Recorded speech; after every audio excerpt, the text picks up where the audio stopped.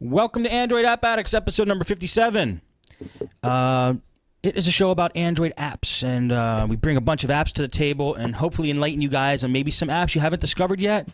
We bring apps that we think are fun, have helped us in our life, could possibly be terrible. This is a new segment we're trying to start, where Timster brings the worst app of the week, or what is it, like the least downloaded app on the Google market. Whatever it is, Timster finds something that's usually pretty horrible, and I like that. We have to have some good and bad in this. Anyway, we have a good time. Hope you guys enjoy the show, and I'll introduce the co-hosts right now for you. Starting with Steve McLaughlin, the Door-to-Door Geek from doortodoorgeek.com. Hey, Steve. What is going on? I'm doing my geek duty, and I'm forcing the wife to sit upstairs right now and watch Pirates of Silicon Valley. And how is that going? She seemed okay with it. I told her, I said, you need this is a work of fiction, but everybody says it's almost scary how accurate it actually is. So sit down and watch it. That's pretty cool. And she did? She loves TV and movies, so she's going to watch it. Awesome. Let me know what she thinks about it. I'm curious. Will do. My mom liked it. I'll tell you that. It's a good movie. Also joining us, Tim Kelly from timscomputerfix.com. What's up, Tim? What's going on? I don't know if my wife would watch that or not, actually. I'm not too sure. She's not big into science fiction, but... It's not really science fiction. Well... It's like, I don't know, what would you call that? It's not a documentary. It's not science fiction. It's based on a true... It's a drama based on a true story, I guess? Yeah, but so is Texas Chainsaw Massacre. No, that you'll watch. Awesome. Hello, Steve. Hello, everyone. Hey, good to have you on. Also joining us, Sean Johnson from Sean Johnson on Google+. What's up, Sean? Not much, man. How's it going? Doing decent.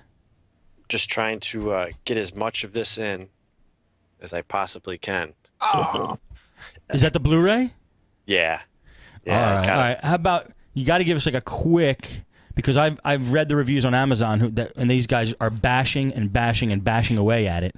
Is it as bad for a fanboy as those people are saying, or is it pretty damn good?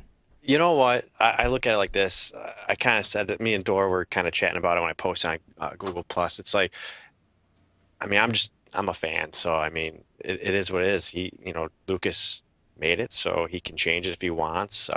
Obviously, everyone has, certain parts they like better or whatever. There's changes that I'm not completely sold on, but hey, I bought it. You know what I mean? I'm not gonna bash it. I wouldn't, if you don't think you're gonna like it, then people shouldn't buy it. Do you like it? Yeah. I mean, I got 3 kids, so it's hard to, and they all love it, but they've seen it 100 times too. I had to go to like 5 different stores to find it. It was sold out everywhere, and my son kept saying, like, why do you have to get it on Blu-ray, Dad? I'm like, someday you'll understand. I love that. So, but no, I totally, I've only watched a little bit of the movies. I watched a little bit of Phantom Menace, the pod racing scene, super sweet Blu-ray, but mostly the bonus disc. That's what I was kind of watching. It's got a lot of documentaries on there, so no complaints from me. Sweet. That's good to know. It's good to get some more reviews. Also joining us, Ellis Owens, who is Ellis Owens on Google+, son of Black Hammer, Jeff Owens. You guys may know him as well. And he is doing his best Emperor impression for Star Wars. No, his screen is a little dark, so if you can't see him, you can hear him, and that's all you need to do. What's going on, Ellis? Not much. Another day. Sad that we lost Steve Jobs. I don't know. You'll miss the day that Google will buy out Apple and we'll all have iDroids. But we'll keep going on. We'll keep having the AA show, and we'll keep bringing our apps. And glad to be here. I've been on the Linux for the rest of us, and glad to be here with these great group of guys. So yeah, we're happy to have you here. And from what you showed me last night, you have some pretty cool stuff to show us. Yes, I do. Awesome. Well, we will definitely get to that. Why don't we start off this week with Sean? Oh, all right. Okay. Well, my first app, Steve, you might like this. Well, you probably won't like it, but um, you'll have something to say. Okay. But okay, it's Thumb Keyboard, and it's for phone or tablet. Now, I've never been one to try different keyboards. I always like the stock keyboard. And the only complaint I ever had about stock was in landscape mode. I was always fighting which thumb was going to hit the space bar. And on this one, you can set it up all crazy ways. And I set it up one way where it basically gives you two space bars, one for each thumb. So that right there, because I actually did try another one time. I can't remember what it was, and I was just like, this is where it would like predict your next word and stuff like that. Right. Um, and but this one, I just love it because it's like I can actually, how many times I would, you know, either hit, like backspace, just basically a wrong thing. But that double space bar, and I probably should have put it in the chat, but there's pictures of it. For your That ju- for your tablet you like, or for your phone? No, I just have a phone, but it'll work on phone or tablet. But even just going, texting in landscape mode, it'll give you two space bars for one for each Damn, thumb. that's really good. So, somebody did show me this on a Motorola Zoom and loved it, and he said I should bring it to the show, but I'm like, I told him about better keyboard, and that was the end of the story. So Right. Yeah. Well, that's what I figured with you, but well, cool. I mean, do you have a screenshot popped up of it? I'm trying to. It's kind of showing you a little bit there, but Two gives you- space.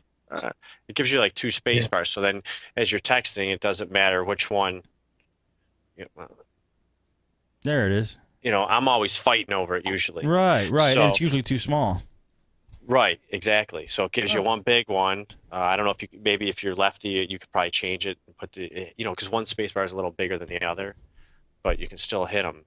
So, I mean, there's crazy things you can do with this keyboard. I mean, basically though, like I said, I was never one to get involved with different. I was just like, keyboard's a keyboard.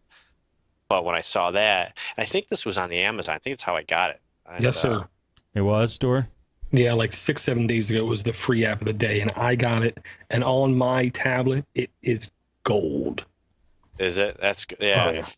And the funny thing is normally I do a door head recommend where I'll go and if I'm kind of like, I might like that app, or I'll hit download, but I won't install. And I had no intentions to even install this thing. I downloaded it just so I could get it, and then I ROM my phone. Imagine that. And I accidentally hit install, and so I messed with it. So yeah, it's a good little keyboard. It is $3, but Cool. I'm punching it up in the market right now. Yeah, there's nothing worse. Wow, With these that's cool. stock keyboards, whenever Yeah. you're just typing away on text or something, you just type. Then you look up, and every time you try to hit a space bar, you hit a period or a comma. Yeah. Yeah. Oh, it's just the most annoying thing. So It these is. customized keyboards are great. I know they're key. I mean, there's a ton of stuff. But Key, get it? Yeah, this one looks good, and you can see the tablet version. It's like absolutely needed because trying to type landscape on a tablet, especially at 10 inches, is impossible. Hey Ellis, we're Well, hearing your keys banging away over there. Well, that's one of the gimmicks, sorry. Steve. There's like 4 different styles you can pick from when you have the app loaded. Here's to me one of the time savers. I'm a sucker for efficiency. Almost every keyboard to get to a number, I either have to hit like a function key, then hit the number, then function back to the text, or hold down on the number. And every fraction of a second I have to hold on that number, I feel like I'm losing precious time kind of thing. With thumb keyboard, you hold down the number key and then just tap the numbers, and then when you let go of the number key, you're back at the letters. Oh, So really? technically it's one less tap, but it feels like more to me. Really? Yeah, definitely. This is right now my keyboard of choice on my tablet, and I don't see anything overtaking it soon. Very interesting. I might give it a try. I know that sometimes comes as a surprise to some, but what the heck? I gotta agree with Dora on this one. Granted, I have 2 tablets. I have a 7-inch flyer, and that I use thumb keyboard on that. and I also have a G-tab.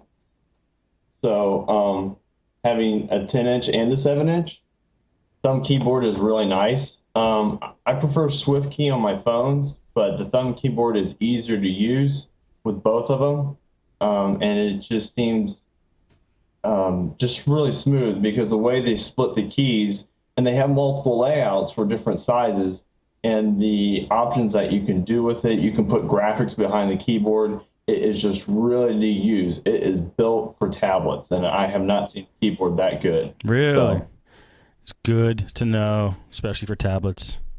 Sweet. Why don't you go next, Ellis? What do you want to Sure. talk about? okay, I'm going to bring an app.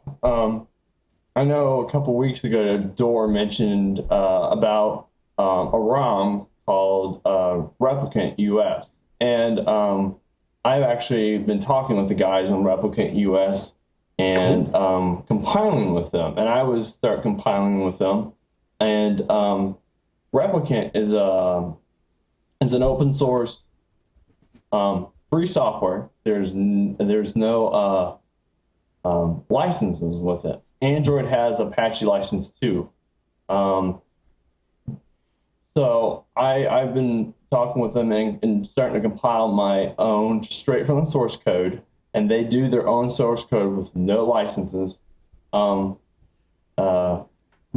and you put it right for your phone. And I've been doing the Nexus One since that's what they have doing a lot of research. And I've been talking with the guys, and I said, is there a good app market out there? Is there a free software app market? And ever since Jonathan Nadu's got me onto some free software and the difference in that and open source, and Dor can talk more about that, they said, yeah, there actually is a free software app market, and it is called Bossdroid, or also known as F-Droid. And it is a fully open source, or not open source, but free software market. Every app in here is free software. What's the Flossdroid, or what's the name of it? Bossdroid, also known as F-Droid. Say the first part of the first one again. Foss, F-O-S-S droid, Gotcha. or F-Droid. Cool. And it's totally free software. All the apps in here abide with the free software licenses and everything that like Richard Stallman is going by, and it is a really good.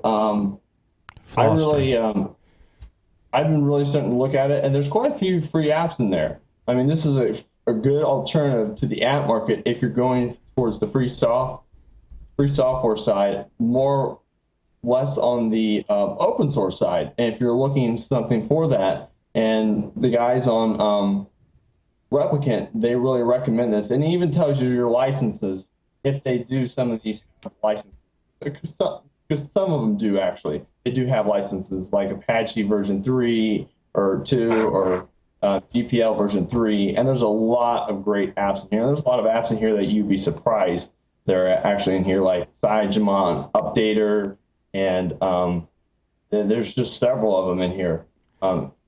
And Firefox is in here. I just figured I would bring it up. Sure. Found a Missile Intercept. Looks just like Missile Command. Missile Intercept? Yeah. Yes. That looks Can I ask, what is the URL to this, guys? It's f-droid.org. Thank you. Yes. Cool. I figured you'd like this Dor.